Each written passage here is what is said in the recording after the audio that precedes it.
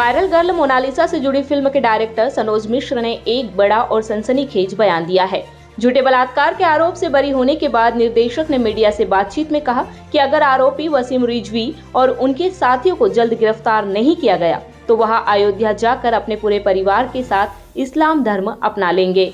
सनोज मिश्र ने कहा कि उनके खिलाफ साजिशन झूठा मुकदमा दर्ज कराया गया था, जिससे उनकी छवि और करियर को भारी नुकसान पहुंचा। कोर्ट से राहत मिलने के बाद वह न्याय की मांग कर रहे हैं और दोषियों पर सख्त कार्रवाई करवाना चाहते हैं। उन्होंने यह भी आरोप लगाया कि वसीम रिजवी और उनके साथियों ने उन्हें फंसाने की पूरी योजना रची थी और अब तक प्रशासन ने इस मामले में कोई ठोस कार्रवाई नहीं की है। डायरेक्टर ने स्पष्ट किया कि यह फैसला कोई धमकी नहीं बल्कि उनका अंतिम रास्ता है। अगर न्याय नहीं मिला तो वे धर्म परिवर्तन कर अपने विरोध को दर्ज करवाएंगे। जैसा कि आप लोगों ने देखा कि पिछले दिनों किस तरह से साजिश के तहत झूठे बलात्कार केस में मुझे जेल भेजा गया, और मैंने हमेशा आप सबसे कहना चाहा है, पिछले 2 साल से मैं कह रहा था कि वसीम रिजवी नाम का एक शख्सियत जो अब चोला बदलकर खुद को जितेंद्र नारायण सिंह त्यागी कहता है, ये लगातार मेरे खिलाफ साजिशें करता रहा था और मुझे आशंका थी कि ऐसा ही कुछ करने वाला है। मैंने हमेशा आशंका व्यक्त की थी, इसका नाम भी लिया था हमेशा मैंने। और आपको बताना चाहूंगा कि ये व्यक्ति, जब से मैंने इसके बारे में जाना है कि इसके ऊपर बहुत सारे, ये समाजवादी पार्टी का नेता था पहले और इस पर बहुत सारे कत्ल मुकदमे, बलात्कार और जमीन घोटाले के बहुत सारे मुकदमे थे। जब इसने देखा कि सरकार बदल रही है और राष्ट्रवादी सरकारें आ रही हैं, तब इसने राम नाम का चोला ओढ़कर अपने आप को बचाने की पूरी कोशिश की। ये बात जब मैंने देश के सामने रखना शुरू किया, तब से हमारी इसकी रंजिश है और इसने मेरे से कुछ असंतुष्ट 4-5 लोगों को इकट्ठा कर सोशल मीडिया पर पहले मेरे बारे में बहुत सारी अनर्गल बातें कहना शुरू किया और चारित्रिक हनन की बात की।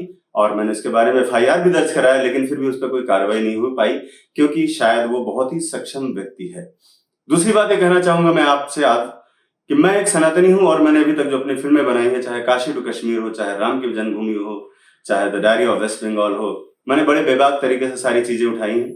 देश के जो ज्वलंत मुद्दे जिन पर कोई बात नहीं करना चाहता है, उनको मैंने बड़ी ही निडरता से लाने की आपके सामने कोशिश की है, क्योंकि मैं बचपन से जिस राष्ट्रवादी धारा से जुड़ा रहा हूं, मैं संघ से जुड़ा रहा हूं बचपन से, और वो विचारधारा मेरे अंदर है। मैं किसी को दिखाने के लिए, अपने आप को हाईलाइट करने के लिए, या मैंने कोई स्मैक तो बेचता नहीं कि मैं अपने जुर्म को छुपाने के लिए, मैं किसी को खुश करने के लिए या राजनेता बनने के लिए मैं ऐसा करता हूँ। माननीय न्यायालय के आदेश का मैं पालन कर रहा हूँ और जो उन्होंने जिस तरह से इन लोगों पर FIR दर्ज करने की बात कही है माननीय न्यायालय ने, मैं चाहता हूं देशवासियों, दिल्ली सरकार हमारी अपनी सरकार है, लेकिन यहाँ की जो पुलिस है बहुत भ्रष्ट है। जो ये भुक्तभोगी वो सब जानते हैं। कहीं ऐसा ना हो कि माननीय न्यायालय ने आदेश तो कर दिया है कि इस पर कार्रवाई की जाए वसीम रिजवी और उसके साथियों पर, क्योंकि उसने मेरे पर झूठे आरोप लगवाए।